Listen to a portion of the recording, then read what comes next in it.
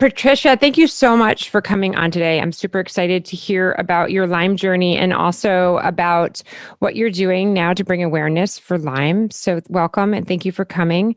I would love to start out with you just telling about your Lyme journey. Thank you so much for having me, Mimi. I love your podcast. It's so informational and you do a great job. So as far as my Lyme journey, we don't know for sure when I contracted tick-borne illness, but I was experiencing severe symptoms by high school. So I think I probably had it by ninth grade when I started having a lot of intense knee issues and headaches and fatigue, but it seemed easy to write off as normal stress of high school and being involved in a lot of activities and classes. But by 11th grade, it was obvious that it was extremely not normal because I was struggling so much with fatigue, that sort of fatigue that you just feel like your legs are lead blocks and it's hard to walk. And I was extremely active. I danced, I went to the gym a lot. And for me, the biggest symptom was chronic daily headaches that ended up lasting 24/7 for about 8 years. So I had one headache that lasted about 8 years. No. And that was, it was just a very weird sensation. And that and the fatigue were the biggest things.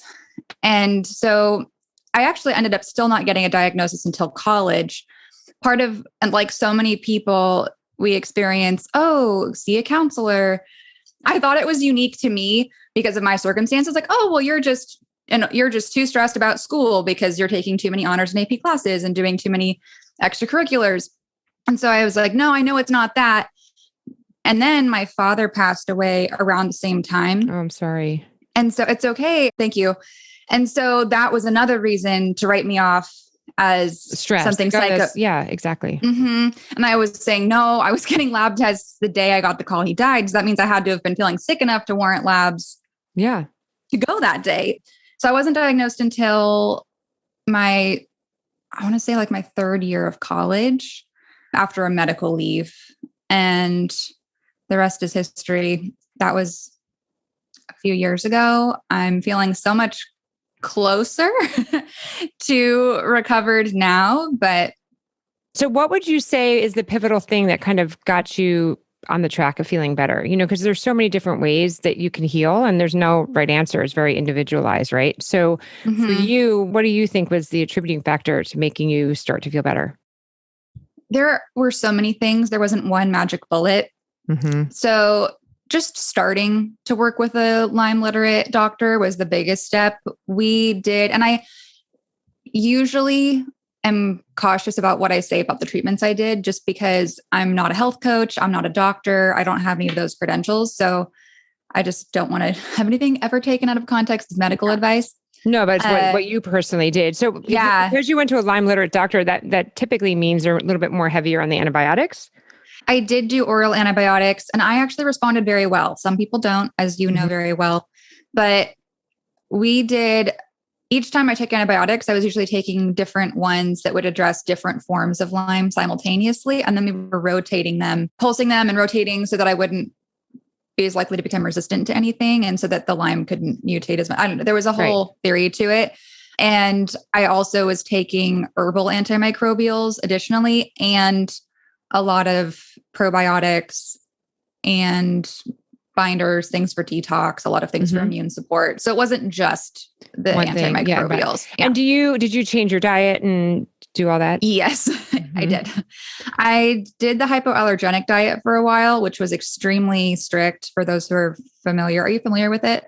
No, I could only assume it's like an antihistamine or something to that effect, or super any kind of vegetable or anything that kind of causes, I would assume. But what you do with that one is there's this long list of all these things that you cut out and you do it for a certain amount of time. And then you control variables by slowly reintroducing one food at a time. Yeah. So it's very scientific and very labor intensive. And I also had done lab tests and I had leaky gut. So I had a ton of food sensitivities to almost everything. Yeah, usually that's like the linchpin. I think most people have that, or they have other things going on if it's parasites or mold and whatnot. Okay, so you're feeling better. And I would love for you to just talk about what you've started, in the theater realm of like your activism. Like, when did you decide to do that? And what was it? Thank you for asking. So It's been quite a journey to do that. I grew up in musical theater. So people often ask why a play. I'm going, well, that's part of my life. That's why. And I initially, following the diagnosis, was, of course, so focused on surviving and getting through that I didn't have a lot of energy to advocate. And about 2 years in, I started to feel a lot better. And when I started to feel a lot better and started to realize how much more capacity I had, I was feeling like I had more and more of my personality back and energy and could do more. I started to feel really grateful, and then started to look around and see, and I didn't know a lot of people with Lyme disease at the time. That was before I was introduced to the robust social media community. I was not a social media user. I had no idea that there was this world of people.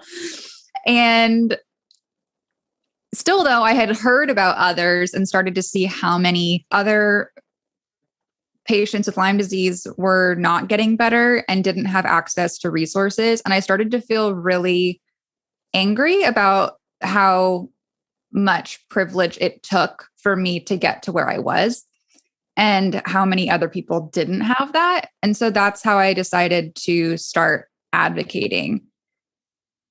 And it was definitely a shift to become so public about it, because I previously was not someone who wouldn't tell anyone. Like, I would tell my friends and my family, and even professors and whatnot usually knew, but still to blast it on the internet, that the hardest thing you've ever gone through is different. I don't know, what has that been weird for you, being public? Well, it's so funny because, like, I would say the first time I had my Lyme, once I kind of got better and I thought I was going to be better, I was like, I'm done. I don't ever want to mention the word Lyme again. I don't want to be identified as somebody who's a Lyme person. I want it over and not ever think back and look back. And then I relapsed. And so the second time I've relapsed, which has taken me a lot longer to get out of, is when I decided to like kind of start embracing it. And like everything that I'm learning, it's like, it's a waste if it's just on me, you know what I mean? Because I love reading and learning and trying new things. I feel like I've tried everything. So I feel like I should be sharing that, right? Like, why am I just researching all this stuff and not sharing it? So I did that. But, it's funny that you mentioned that, because for like years, I was like, I should make videos. And I still don't make as many videos as I should, like on stories, because I am not as super comfortable. I don't mind doing this, but for some reason, like live videos or whatever, it makes me a little bit more intimidated. But my point was, I knew that I wanted to do like a video about like me having Lyme. And I couldn't do it. I just couldn't do it. And it took me until, was it last summer, the summer before, when that woman wrote that New York Times article? Do you remember that article when she said that chronic Lyme doesn't exist, and we were all making it up, and everyone kind of went nuts and was like, everyone tell your story so this woman can like see that she's crazy. And that's when I did a video and I showed myself like walking and how I couldn't walk like in a straight line, because I was neurologically impaired from my Lyme. And only up until that point did I have people reach out to me, close friends, being like, oh my God, I didn't realize, like, I'm so sorry. I discounted what you were going through. I didn't realize what you were going through is that bad. Like, because they always used to make fun of me for like not drinking or leaving early or not going out or canceling, like they would be like, oh, you're leaving again or whatever, And I think after that video is when they were like, oh my gosh, like I think a lot of people don't know really what we're going through, right? You don't know until you're going through it. So it took me to that New York Times article to actually start coming out and saying something and doing a video on my personal Instagram page. Wow. Yeah. And then, so where does your activism come in with the play? Like, how are you using the play as your tool?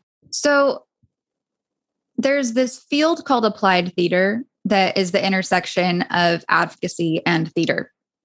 So actually, because of the symptoms I had, performing became difficult, which is how I became interested in playwriting. And I had always had an interest in different forms of advocacy prior to becoming a Lyme advocate. It was just that it was never about anything personal. It was always an issue outside of myself. And so it actually was a huge step to even take up advocacy for something that was personal. And it was a natural fit with my background to blend advocacy and theater. Mm-hmm. So you wrote a play about Lyme, like the Lyme monologues is what it was originally called, right? It was called In the Limelight Monologues originally. Once you've created these plays or monologues, like where are they distributed? Like where can people see them? Like who did you show them to? And then also like, are you raising funds? Like what are you doing with them? There will be an online Zoom reading this May 2021, May 6th. And I'm really excited about that. So people can watch it from anywhere in the world, which is going to be super fun because there have been readings in the past of working drafts of the script, but they were in person. So only a few people, and well, there was a set number of people who could come. So I'm excited to share it with people from around different places. And it's also a new draft that no one has seen publicly before. I added 2 new main characters. So it's changed quite a bit. And the goal is to use it for a number of issues that impact the Lyme community. So not only awareness and storytelling, but also building community, like the experience of going to see it together. And an unintended byproduct of this project, kind of like you and your video that you made, where your friends started saying, "Oh, I had no idea it was that bad." And I was going, "Oh my gosh, I've been telling people for years." But when they read the play, they got it, or at least got it in a way that they hadn't before. And I started receiving a lot more support, which wasn't even my intention. My intention was that it could do that for other people who weren't as far along in their healing and take some of that heavy lifting out of explaining. I don't know about you. I feel like explaining it is the most exhausting, draining thing in the entire world. And especially when you have brain fog, I feel like I can't explain it. Yeah. So I kind of have a quick summary. I tell people now, I'm like, it's like having arthritis on top of Alzheimer's, on top of the worst hangover you've ever felt with mono. I shouldn't laugh because that's terrible, but it's so true. Right? How are you going to get the name out? Like, how are people going to find out about it? I'm in the process of building a website. So hopefully by the time this is published, hopefully the website will be live. And I've been meeting the community on social media for a long time. And I don't know if that's how you're asking about distribution channels. But yeah, social media, the website. So. And when you say community, is it your own community or where are you kind of meeting these people, like hooking into what groups? I co-facilitate the San Diego Lyme Alliance Empowerment Circle. San Diego Lyme Alliance is an affiliate of Bay Area Lyme. Okay. So we have that community, but also I interviewed so many people. So I'm still in touch with a lot of the people that I interviewed. And I don't know if it quite counts as an established formal community. Yeah, it's like my own network that I've developed through this whole journey. I want to do more PR or things like that. And I have like a lot of groups I worked with, like the Kroc School of Peace and Justice, where I did grad school, and the Tory Project, and some different competitions I was in. So there are different groups to reach out to that I've been affiliated with in the past. So once you do on May 6th, is that going to be your final presentation? Or are you going to redo it again, like in person when COVID, or are you going to like formally videotape it or make it into a movie? What's your long-term goal? So the long-term goal is really ambitious, and we are fundraising for Lyme nonprofits. I didn't squeeze that in before. So the goal is to help pay for treatment grants for people and also like help inspire different advocacy moves. But because of how the social or physical distancing has impacted us, I thought it's actually a unique opportunity by doing an online reading for people who are homebound or bedbound to watch it in terms of accessibility. And it allows people from different parts of the country and even other countries to watch it, which I'm excited about because my dream or vision is that there would be performances around the world in the month of May in future years, and that would be used as a community event and fundraiser, because part of the play is even comedic. It's not, parts of it are really heavy and serious, and then parts of it are fun, which I feel makes it easier to invite your friends and family. Well, I think even for me, it's like less triggering that it's not all depressing. And you can invite the people that you love. And I just feel like my friends and family and people who care about me, it's a lot easier for them to come to a play with me than to come to, say, a microbiology lecture. Because I've been to a lot of those for Lyme, and they're great, but they're not accessible if you're not a scientist. And it's not always super tangible for the average layperson. So it's like we need both, so this is like bringing entertainment and storytelling and community. And then you can walk away and have a conversation even about, oh, is that what you experienced? And so I just like would love to see, it's actually inspired by the format of the vagina monologues, which I've learned Eve Ensler, the playwright, did something really cool where, taboo name.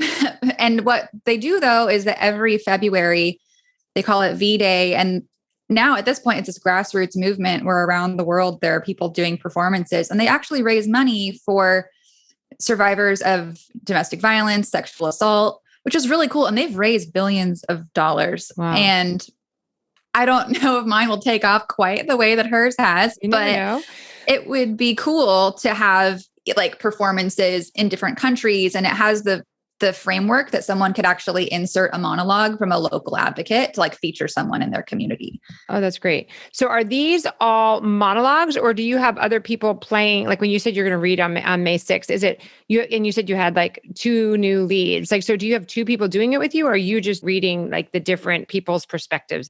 That's a great question. So it's a blend of documentary theater and fiction.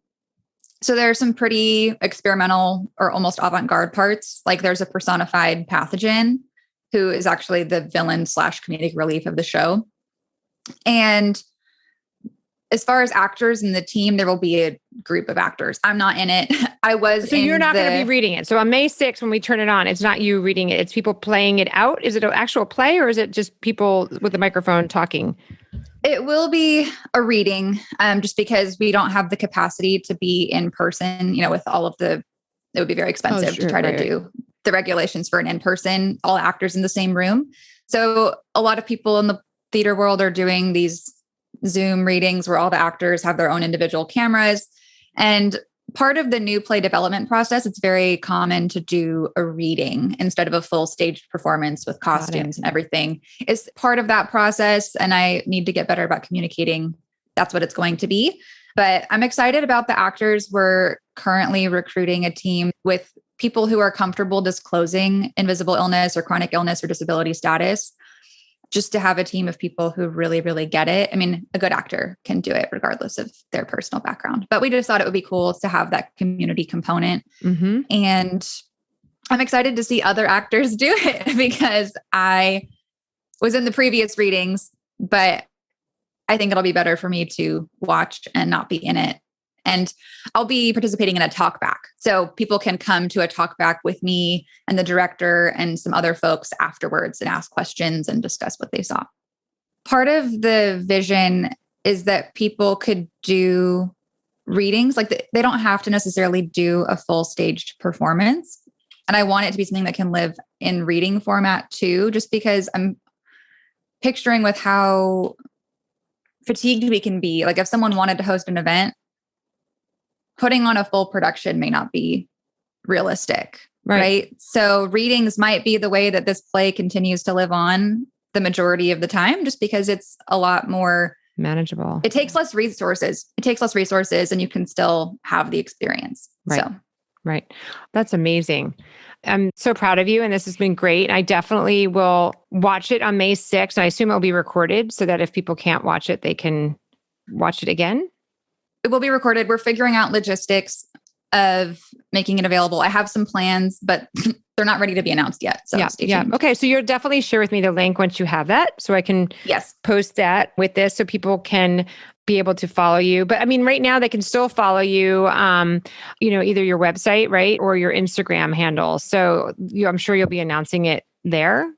Yes. So people can connect with me on Instagram at patricia.cosulich or at Great Imitator Play, and then my website, which will be www.patriciacosulich.com. Should I spell it? It's a hard name to spell. No, I have it. I'll have it on the link. So anybody's listening, it will be in the notes, the show notes. So it will be there. You can just click on it. But I'm excited because there's obviously been other Lyme movies like Under Our Skin and whatnot. So this is definitely great because there's nothing else like it, right? That's been out there. So I do think you're onto something, and if you can create more of a community and have the opportunity for people to share their stories, I can definitely see that happening more. One of my good friends, she keeps doing these shows and they're like stand up with a microphone and it's like they have 7 minutes to tell a story. And it's national now. And it's almost like I could see this kind of like turning into that. And there's national competitions that you win. Like they took the winner from New York, they took the winner from Chicago, and she came out to LA because she was the winner from New York. And it became like the national event where all the winners from all the big cities came, and she won that too. So she became like the national winner. Why am I drawing a blank? What is it called? So they'll come up with a subject, and then they have to like, it's almost like an improv. They have time to like talk about it, but it's like they have 5 or 6 minutes to do a monologue on the subject with no piece of paper. You know, you can prepare like a week before, but you can't bring a piece of paper with you. You have to just tell it. So it's kind of like in that vein. I don't know why I can't remember the name of the bit right now. That's so interesting. So it kind of reminds me of a little bit of what you're doing too, like where you're kind of people getting up and telling their story it could be sad, it could be funny, but it's in the vein of whatever they're talking about. And it's like about their personal journey. But this has been amazing, Patricia. And I wish you the best of luck on May 6th, which is like a month away. And that will be really exciting. And I hope next May we'll be doing more of your play style that we could be sharing with everybody. Awesome. Well, best of luck to you. And thank you so much for your time. Thank you. Thank you so much, Mimi.